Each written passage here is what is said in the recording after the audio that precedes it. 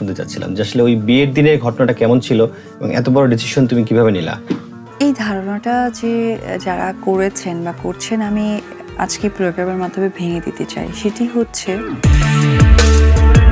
অবশেষে নিজের দ্বিতীয় বিয়ে নিয়ে ইন্টারভিউতে মুখ খুললেন অপু বিশ্বাস, কিন্তু নেটিজেনরা অপু বিশ্বাসের এই দ্বিতীয় স্বামীকে মেনে নিতে পারছে না।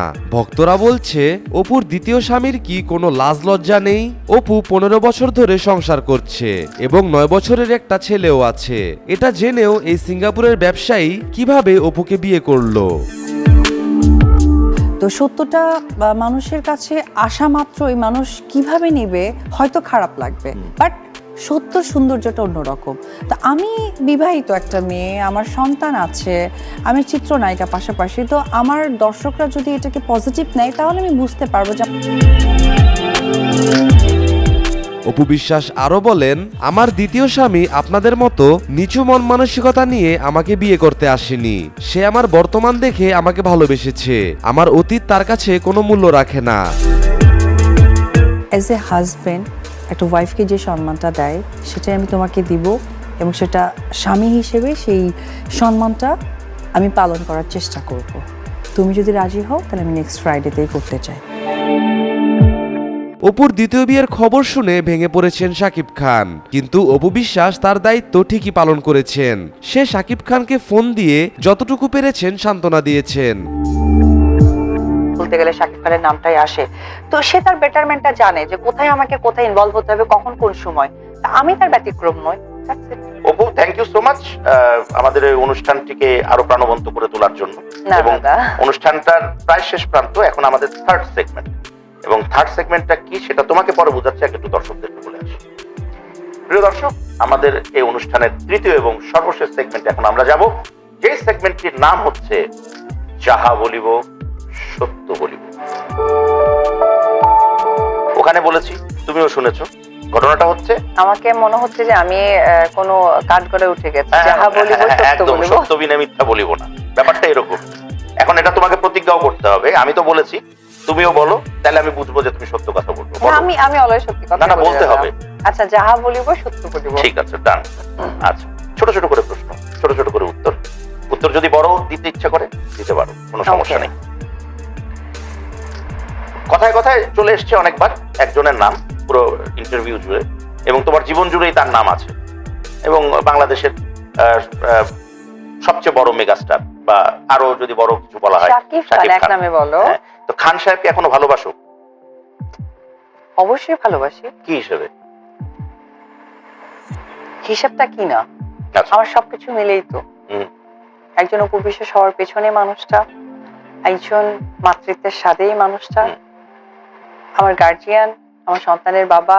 সব ফেলে দাও, সব হারিয়ে গেল জীবন থেকে। নতুন অপু বিশ্বাস, নতুন শাকিব খান, হ্যাঁ, এগুলো হয়নি। আচ্ছা, তাহলে এখনো কি যদি একজন এখনো ইয়াং, মানে আরো পিছনের দিকে যাচ্ছি, যখন আরো ছোট ছিলে, আরো একবার কি বলি, একজন সুপারস্টার শাকিব খানকে আমি ভালোবাসি। আচ্ছা, আমি যখন ভালোবেসেছি তখন উনি শুধু শাকিব খান ছিলেন। কেন ভালোবেসেছি, কেন ভালোবাসলাম, কেন তা জানি না, তবে জানতে তো হবে। তবে এই মানুষটার ভেতরে আমার জন্য অনেক ভালোবাসা দেখেছি। কারণ আমার কলেজে গিয়ে এসে দাঁড়িয়ে থাকতো, একটু জানি, তারপরে কলেজে গিয়ে দাঁড়িয়ে থাকতো শাকিব খান। হ্যাঁ, আমি সানগ্লাস টুপি পরে। হ্যাঁ, তার একটা অ্যালোরিং আলা গাড়ি ছিল, এটা সেও জানে। তারপর আমাদের বগুড়া পর্যটন একটা হোটেল আছে, সেখানে যখন তোমার জন্য দাঁড়িয়ে থাকতো, ওটা যখন প্রথম দেখলে, মানে আগে থেকে তুমি জানতে যে তোমার জন্য দাঁড়িয়ে থাকে, বা খবর পেয়েছো এরকম? হ্যাঁ, আমাকে ফোন করতো যে আমি চলে আসলাম। হোয়াট, কি বলে হ্যাঁ। তখন তোমাদের কি ছবি কয়টা হয়েছে? তখন মাত্র কোটি টাকার কাবিনী। শাকিব খান এরকম একটি দিন প্রাপ্য ছিল। ভক্তরা আগের থেকেই জানতো শাকিবের এমন একটি দিন দেখা লাগবে। কাবিনের কাছাকাছি গেছো কি? আচ্ছা, ওকে, হ্যাঁ, যাও বলো। ওই জায়গা থেকে এটা আমাকে অনেক বেশি, মানে খুব স্বাভাবিক না, আমি মাত্র কলেজে উঠেছি, এটা আমার কাছে তো অন্যরকম একটা ব্যাপার। উনি তখন তো শাকিব খানই, উনি তখন শুধু শাকিব খান। তো সেটা আমার কাছে অনেক ভালো লেগেছে। তারপর এত সুন্দর একটা ছেলে, এত বড় নায়ক আমার জন্য এক্স্যাক্টলি কলেজ পড়ুয়া একটা মেয়ে আমি, কোমল কোমল মন। তারপর আমার জন্য সে শ্যামলী বাস মানে শ্যামলী বাসে করে সে না কোথায় বগুড়ার কি একটা গল্প বলছিল, বগুড়ার কোন রিসোর্ট কি জানি। আচ্ছা আচ্ছা, এটা হচ্ছে কি আমাদের পর্যটন যে রিসোর্টটা ছিল সেখানে সে উঠতেন বেশি সময়। আচ্ছা। আর হচ্ছে শ্যামলী বাসে করে বগুড়ায় তোমার সাথে দেখা করার জন্য ওই হোটেলে যেতেন? ওখানে স্টে করতেন। আচ্ছা। আর আমাকে বলতো যে তুমি জাস্ট 1 ঘন্টা পর বাইরে আসবা, আমার গাড়িটা দেখতে পারবা। এটা উনি কিভাবে বলতেন একটু বলো না। তাতে মিমিক্রি হয়ে যাবে। তার মিমিক্রি আমার থেকে ভালো কেউ পারে না। ওইটুক শুধু শুনতে চাই। না তখন তো আসলে এই ব্যাপারটা খুব কম ছিল, তখন ধরো ফোন দিত তো, হ্যালো বব, জাস্ট 1 ঘন্টা পর তুমি তোমার কলেজের বাইরে আসবে, তারপর দেখতে পারবে। ওরে রোমান্স, আরে বাপরে রোমান্স আছে কিন্তু। আর সে তো খুব আস্তে কথা বলতো, আমি অনেক সময় ভাবতাম কি হ্যালো হ্যালো কি বলছেন আপনি, শুনতে পাওনি না? তুমি নিশ্চয়ই শুনেছিলে, আর একটু শুনতে চাচ্ছিলে। না আমি তো ভয়ে শুনতে পারতাম না দাদা, অনেক সময় ভয় আমার কান বন্ধ হয়ে যেত, মানে আমি এমন করে আরেকটা কানে দিতাম। আই ডোন্ট নো এটা আমার কি একটা ব্যাপার, আমি অনেক ভয় পেলে আমার একটা কান বন্ধ হয়ে যায়। আচ্ছা তারপর হচ্ছে শ্যামলী বাসে করে সে চ্যাংরাবান্ধা বর্ডার হয়ে একবার ইন্ডিয়া গেছে। অপু বিশ্বাস যা বলেছেন একদম ঠিকই বলেছেন, অপুর কথার সাথে আমি একমত। তো জাস্ট বাস থেকে নেমে তার ড্রাইভার ছিল একজন মনসুর আমাকে ফোন করেছে, ফোন করে বলতেছে আপা আমরা না চ্যাংরাবান্ধা বর্ডার। আমি মানে তখন ভোরবেলা, মানে রাতে ইন্ডিয়াতে যাচ্ছিল কেন বগুড়া ছেড়ে? ইন্ডিয়াতে আমি ছিলাম।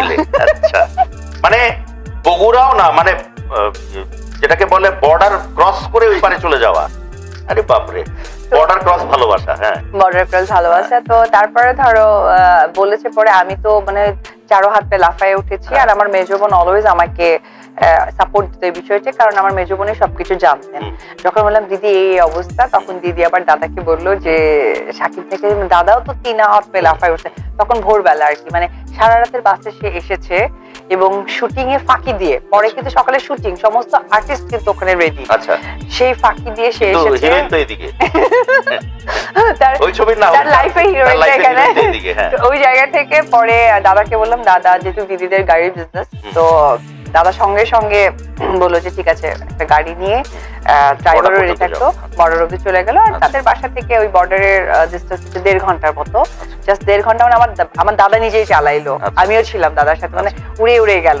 উড়ে গিয়ে তাকে নিয়ে তারপরে শিলিগুড়িতে একটা হোটেল ছিল, অ্যাপোলো হোটেল, সেই হোটেলে দাদা আবার ফোনে বুক টুক দিয়ে রেখেছে যাতে না আসে। তো এই তো এই জন্য এটা ভালো লাগলো কেন, মানে একজন শাকিব খানও যে একজন হিউম্যান, একজন মানুষ যিনি প্রেমে পড়তে পারেন, যিনি ভালোবাসতে পারেন। তাই না, আমাদের যেদিন বিয়ে হয়েছে তার আগে ওর একটা কথা আমার এখনো কানে বাঁধে, মানে ও না অনেক সরল সোজা টাইপের মানুষ, যেটা আমার খুব ভালো লাগে। লাইক বলেছিল যে আমরা বিয়ে করে ফেলি। আমি বললাম বিয়ে করে ফেলবো, কিন্তু কিভাবে, কি সম্ভব?